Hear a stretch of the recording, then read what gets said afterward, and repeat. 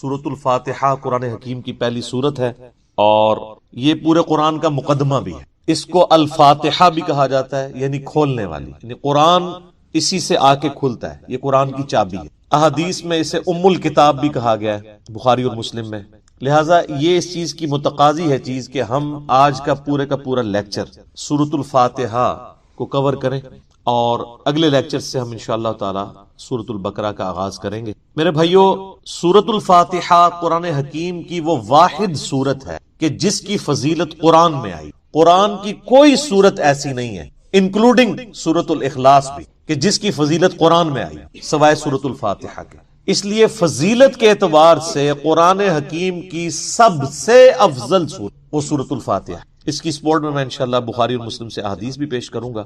قرآن حکیم میں اللہ تعالیٰ نے سورہ الحجر پارہ نمبر 14 میں آیت نمبر 87 ہے، اعوذ باللہ من الشیطان الرجیم، بسم اللہ الرحمن الرحیم، وَلَقَدْ آتَيْنَاكَ سَبْعًا مِّنَ الْمَثَانِي وَالْقُرْآنَ الْعَظِيمِ، اور بے شک اے محبوب صلی اللہ علیہ وآلہ وسلم ہم نے آپ کو عطا فرمائی 7 آیات ایسی جو بار بار پڑھی جاتی ہیں، اور قرآن عظیم بھی، یعنی پورے قرآن کا ذکر الگ سے اور ان 7 آیات کا ذکر الگ سے۔ سورۃ الحجر آیت نمبر 87، اور ظاہر ہے وہ بار بار دہرائی جاتی ہے۔ دنیا کا کوئی بھی مسلمان ہو، اس کا تعلق کسی بھی مکتبہ فکر کے ساتھ ہو، کم از کم 5 نمازوں کی فرض رکعتوں میں 17 دفعہ تو سورۃ الفاتحہ وہ پڑھتا ہے، سنتیں اور نوافل اور وتر اس کے علاوہ۔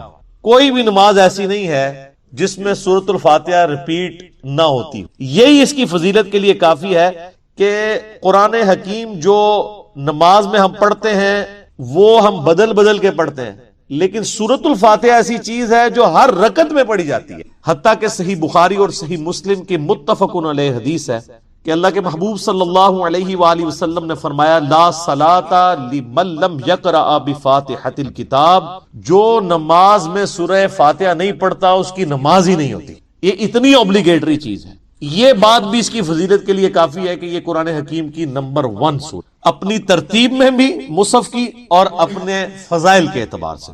قرآن حکیم کی یہ سب سے عظمت والی سورت ہے۔ اس کی سپورٹ میں صحیح بخاری میں ایک بڑی مشہور حدیث ہے کہ سیدنا ابو سعید ابن معلہ رضی اللہ تعالیٰ عنہ کہتے ہیں کہ میں ایک دفعہ مسجد نبوی میں نماز پڑھ رہا تھا تو اللہ کے محبوب صلی اللہ علیہ وآلہ وسلم نے مجھے آواز دی، تو میں چونکہ نماز میں مشغول تھا میں نے جانے میں تاخیر کر دی۔ تھوڑی دیر بعد میں پہنچا تو آپ صلی اللہ علیہ وآلہ وسلم نے فرمایا کہ میں نے تمہیں آواز دی تھی، تم کیوں نہیں آئے؟ تو انہوں نے کہا کہ میں نماز پڑھ رہا تھا۔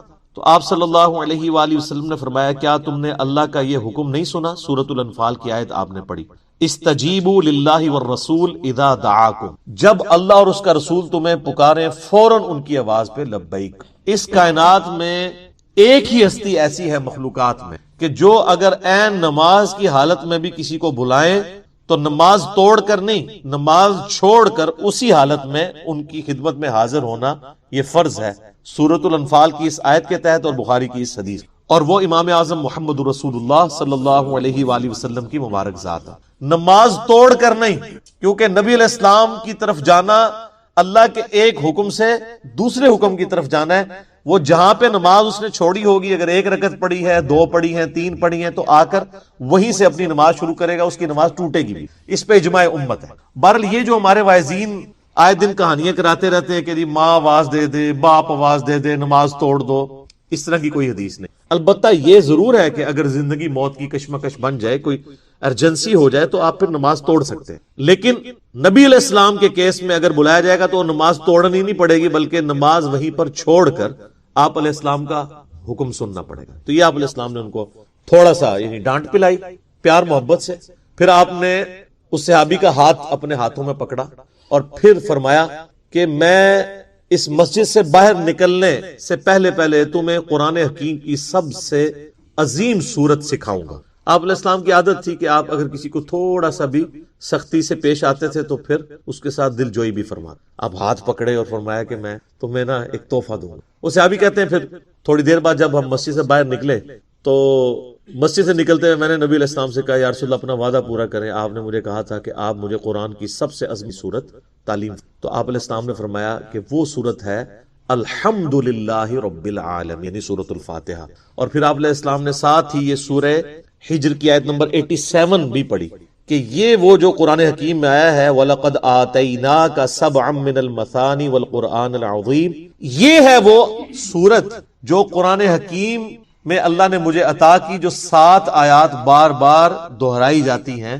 اور پھر آپ علیہ السلام کے بخاری میں الفاظ ہیں یہ ام الکتاب ہے، یہ قرآن کی ماں ہے، قرآن کی جڑ اس میں ہے، اسی سے پورے قرآن کا درخت نکل رہا ہے۔ فاتحہ بھی ہے، ام الکتاب بھی ہے، اور یہ وہ 7 آیات ہیں جو سورہ ہجر میں آئی ہیں۔ تو سورہ ہجر کی اس آیت کے کانٹیکسٹ میں کتاب التفسیر چیپٹر میں امام بخاری اس حدیث کو لے کر آئے۔ یہ حدیث کافی ہے اس کی فضیلت کے لیے۔ اچھا، یہ تو سورہ اعظم تھی نا قرآن کی، قرآن کی ایک آیت بھی ہے جو اعظم ہے، وہ صحیح مسلم میں حدیث ہے۔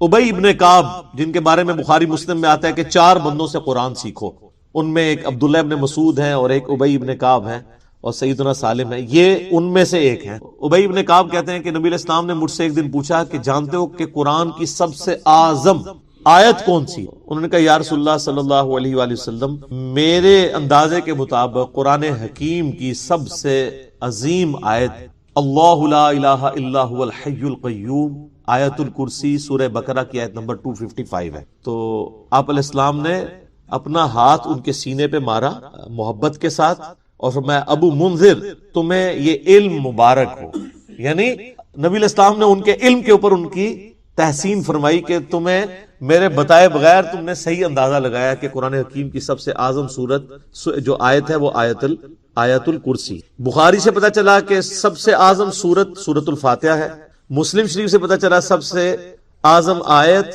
آیت الکرسی۔ تو اس سے یہ بات بھی کلیئر ہوگی کہ جو لوگ کہتے ہیں نا وہ احادیث میں ہے سواد اعظم، وہ سب سے بڑا گروہ جو ہے اس کو پکڑ لینا، اور وہ سب سے بڑا گروہ ہر ملک میں ڈیفرنٹ ہوتا ہے، یعنی آپ بنگلہ دیش میں جائیں گے تو وہاں سب سے بڑا گروہ دیوبندی ہے، پاکستان میں سب سے بڑا گروہ بریلوی ہے، سعودیہ میں چلے جائیں گے اہل حدیث بڑا گروہ ہے، ایران میں چلے جائیں گے شیعہ بڑا گروہ ہے۔ تو وہاں اعظم سے مراد تعداد میں بڑا نہیں ہے، عظمت میں بڑا، ورنہ سورۃ الفاتحہ کی تو 7 آیات ہیں اور سورہ بقرہ کی 286، تو وہ ہونی چاہیے تھی سورہ اعظم۔ اور آیت الکرسی سے بھی لمبی ایک آیت جو ہے وہ آیت دین جو ہے سورہ بقرہ کے اندر موجود ہے، تو یہ عظمت کا ذکر۔ اچھا میرے بھائیو، صحیح مسلم میں ایک اور حدیث ہے، ابن عباس رضی اللہ تعالیٰ عنہما کہتے ہیں کہ نبی علیہ السلام کے پاس ایک دفعہ جبرائیل علیہ السلام بیٹھے ہوئے تھے، ظاہر صحابہ نے نہیں دیکھا، آپ علیہ السلام نے بتایا، تو اچانک ایک آواز ان کو زوردار سنائی دی، یہ صحیح مسلم کی حدیث۔ تو حضرت جبرائیل علیہ السلام نے نگاہ اٹھا کے اوپر دیکھا اور کہا یا رسول اللہ، آج آسمان کا ایک ایسا دروازہ کھلا ہے جو آج سے پہلے کبھی نہیں کھلا تھا، اور اس دروازے سے ایک فرشتہ زمین پر اترا ہے۔ اتنے میں وہ فرشتہ حاضر ہوا نبی علیہ السلام کی خدمت میں، تو حضرت جبرائیل نے کہا کہ یا رسول اللہ، یہ وہ فرشتہ ہے، یہ آج سے پہلے دنیا میں کبھی نہیں آیا تھا، اور وہ دروازہ بھی آج سے پہلے کبھی نہیں کھلا تھا، اور یہ فرشتہ آپ کو سلام عرض کر رہا ہے، اور اللہ کا یہ پیغام لے کر آیا ہے کہ آپ کو بشارت ہو 2 ایسے نوروں کی جو آپ سے پہلے کسی پیغمبر کو نہیں دی۔ ان میں سے پہلی چیز سورۃ الفاتحہ ہے، اور دوسری چیز سورہ البقرہ کی آخری 2 آیات، آمن الرسول بما انزل الیہ من ربہ۔ تو سورۃ الفاتحہ وہ نور ہے جو کسی پیغمبر کو نہیں دیا گیا سوائے ہمارے محبوب صلی اللہ علیہ وآلہ وسلم۔ اچھا، صحیح بخاری کی جو میں نے حدیث بیان کی کہ سورہ اعظم ہے قرآن کی، اس کے تحت یہ بات تو بالکل کلیئر ہو گئی کہ نبی علیہ السلام نے سورۃ الفاتحہ کو جو تعلیم فرمایا اس کا آغاز کیا الحمدللہ رب العالمین۔ تو اس میں واضح اشارہ موجود ہے کہ بسم اللہ الرحمن الرحیم سورہ فاتحہ کا حصہ نہیں ہے، قرآن کا حصہ ہے۔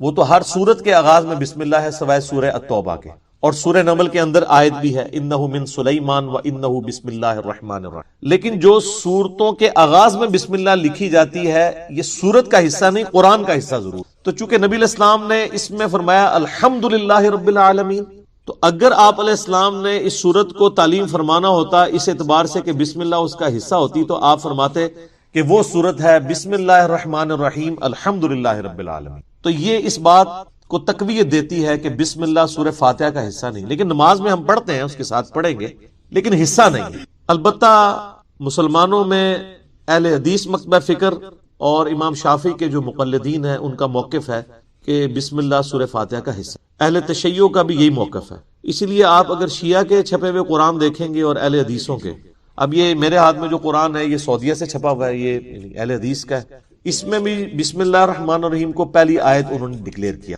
اور الحمدللہ رب العالمین کو دوسری آیت. امام حنیفہ رحمہ اللہ تعالی اور کئی ایک ائمہ کا یہ موقف ہے کہ سورہ فاتحہ کا حصہ نہیں ہے. میرے نزدیک امام ابو حنیفہ رحمہ اللہ کا موقف احادیث کی روشنی میں مضبوط ہے، کیونکہ نبی علیہ السلام سورہ فاتحہ کا اعلان کرتے ہوئے اس کو الحمدللہ رب العالمین، اس سے بھی بڑھ کر دلیل ایک صحیح مسلم کی حدیث، بڑی رقت انگیز حدیث، اور وہ حدیث قدسی آپ نے اکثر سنی ہوگی.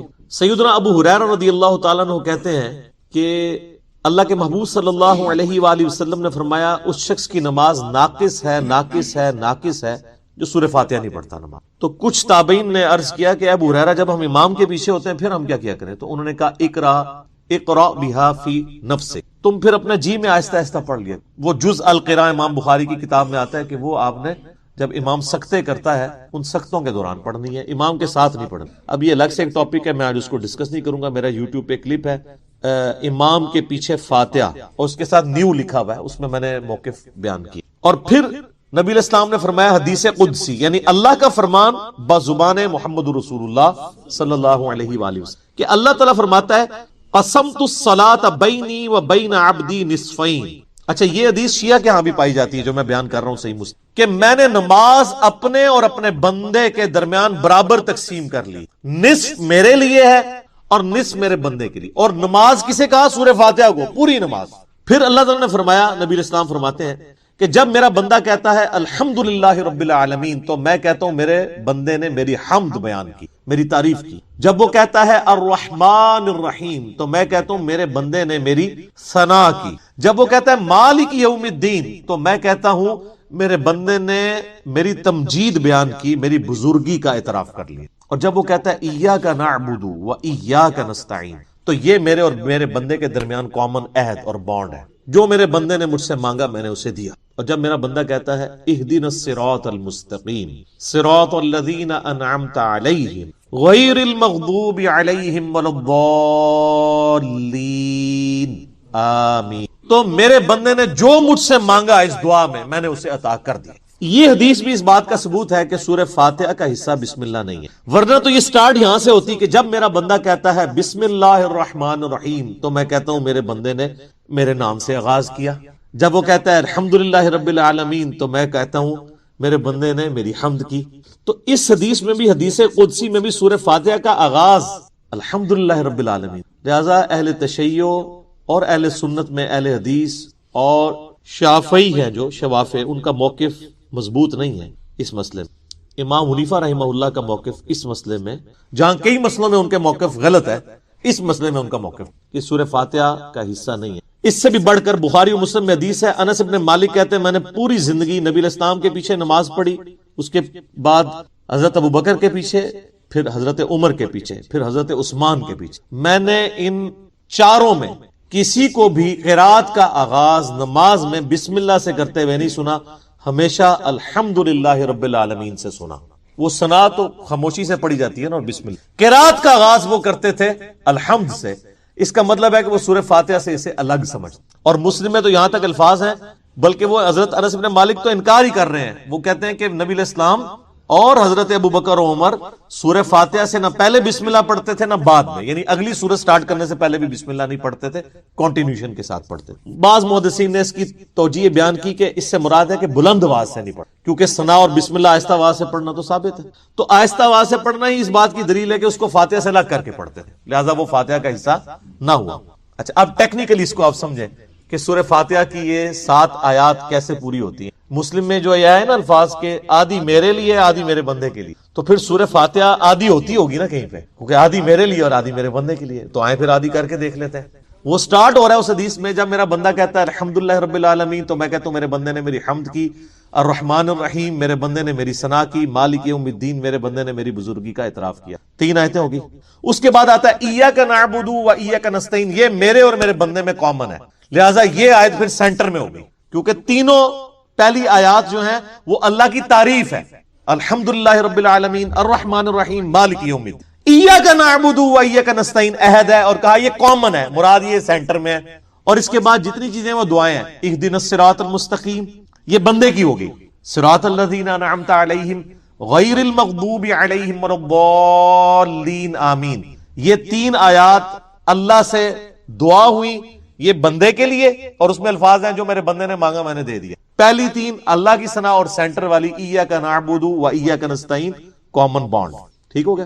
اس سے بھی مزے کی بات، ایاک نعبد و ایاک نستعین بھی سینٹر ہو جاتی ہے۔ یہ ایک آیت ہے نا، ایاک نعبد، اے اللہ ہم تیری عبادت کرتے ہیں، یہ بھی اللہ کی تعریف، و ایاک نستعین اور دعا تجھ سے کرتے ہیں۔ واو پہ آگے سینٹر بنتا ہے، اس واو سے پہلے 3.5 آیات اس طرف ہیں اور 3.5 آیات اس طرف ہیں، یہ بالکل سینٹر بنتی ہے واو، ایاک نعبد، اور وہ اسی لیے حدیث میں ہے نا یہ کامن ہے۔ کامن کیوں ہے؟ ایاک نعبد میرے بندے نے میری عبادت کی، و ایاک نستعین میرے بندے نے مجھ سے مانگا، اور کیا مانگا؟ اہدنا الصراط المستقیم صراط الذین انعمت علیہم غیر المغضوب علیہم ولا الضالین آمین۔ تو یہ اتنی مضبوط دلیل ہے، یہ جتنے دلیل کیا کتنے دلائل میں نے سامنے رکھ دیے ہیں کہ جس کے بعد کوئی گنجائش نہیں رہتی کہ کوئی بندہ ہمیں سلام پڑھنا تو سکھا دیا، وہ کیا سکھایا وہ آگے آ جائے گا۔ آپ صلی اللہ علیہ وسلم تشہد نماز والا سے وہ قرآن کی التحیات للہ والصلوات کی بات، السلام علیکہ ایھا ورحمۃ برکاتہ، السلام علینا وعلی عباد اللہ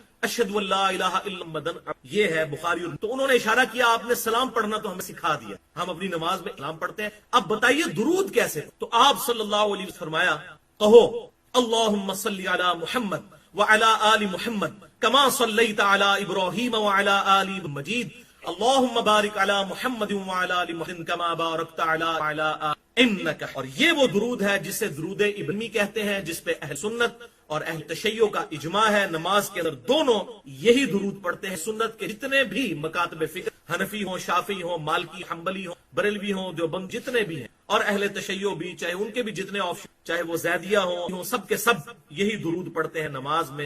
ایک اور حدیث ہے بخاری اور متفق علیہ حدیث اسی آیت کے کانٹیکسٹ میں، بخاری میں 3073، مسلم میں 9۔ سیدنا ابو حمید السعدی رضی اللہ تعالیٰ عنہ کہتے ہیں کہ ایک شخص نے عرض کیا، اللہ کے محبوب صلی اللہ علیہ وسلم آپ نے ہمیں سلام تو سکھا دیا، السلام علیکہ ایھا، ہمیں درود بھی ذرا تعلیم فرمایا، اللہ نے حکم دیا ہے ان اللہ و ملائکہ۔ تو پھر آپ صلی اللہ علیہ وسلم فرمایا، لیکن تھوڑے سے مختلف الفاظ کے ساتھ اس میں آتا ہے اللہم صلی علی محمد وازواجہ وذریاتہ کما صلیت علی ابراہیم وعلی آل ابراہیم۔ اس میں آپ صلی اللہ علیہ وسلم بیویوں کا ذکر پہلے کیا اور اپنی اولاد کا بعد میں، اور اسی کا ترک جو صحیح مسلم میں ہے انٹرنیشنل نمبر کے 7 نمبر، وہ بڑی اسٹانشنگ حدیث کہ جب اس صحابی نے سوال کیا تو آپ صلی اللہ علیہ وسلم کافی دیر تک خاموش رہے۔ صحابہ کہتے ہیں کہ ہم نے گمان کیا کہ ہمیں سوال کر، لیکن آپ کو پتہ ہے آپ صلی اللہ علیہ وسلم خاموش کیوں ہوتے تھے؟ آپ پہ وحی کی کیفیت، تو کافی دیر خاموش رہے۔ اس کے بعد آپ صلی اللہ علیہ وسلم پڑھو محمد وعلی آل محمد کما صلیت علی ابراہیم وعلی آل ابراہیم اللہم بارک علی محمد وعلی آل محمد کما بارکت علی ابراہیم وعلی آل ابراہیم فی العالمین، اس میں یہ الفاظ بھی فی العالم۔ لہذا یہ جتنے بھی درود ہیں زیادہ تر یہ درود ابراہیمی کے ہی ورژن ہیں۔ اس حوالے سے دارالسلام والوں نے ایک کارڈ درود کا چھاپا ہے، انہوں نے یہ سارے درود ہیں مختلف کلر سکیمز کے ساتھ لکھ دی۔ تو یہ الحمدللہ یہاں سے یہ بات پتہ چلی کہ وحی کے ذریعے آپ سے چند کڑوی باتیں، ہماری مجلس میں کڑوی، یہ ہے درود ابراہیمی فضیلتیں آپ نے 100۔ اس امت میں ایسے لوگ بھی پیدا ہوئے کہ دل میں اس درود کا بغض، چنانچہ دور حاضر میں بریلوی بہت بڑے عالم ہیں، ان کی مشہور ترین کتاب جاء الحق کے مصنف مفتی احمد یار خانی صاحب، جو یہاں سے 40 منٹ کی ڈرائیو ہے، گجرات، فوت ہو چکے، انہوں نے تفسیر نعیمی لکھی، اپنی زندگی میں مکمل نہیں کر، ان کے بیٹے نے پھر مکمل کی، ان کا بیٹا ہے مقتدار احمد خان نعیمی۔ تفسیر نعیمی کتب خانہ گجرات سے چھپی، میں نے خود نہیں اپنے گھر میں چھاپی۔ پارہ نمبر 16 کی تفسیر سورۃ الکہف کی آیت نمبر 1، سورۃ الکہف کی آیت وہ تفسیر میں پیج نمبر 110 پہ عبارت انہوں نے لکھی، تفسیر کر رہے ہیں یہ، وہ آپ سنیں ورڈ بائی ورڈ، میں وہ الفاظ ان کے پڑھ کے عوام کو کیا سبق سکھا۔ اور یہ مسئلہ بھی یاد رکھنا ضروری ہے کہ درود ابراہیمی صرف نماز میں پڑھ سکتے ہیں، نماز کے علاوہ درود ابراہیمی پڑھنا گناہ اور ناجائز ہے، والعیاذ باللہ۔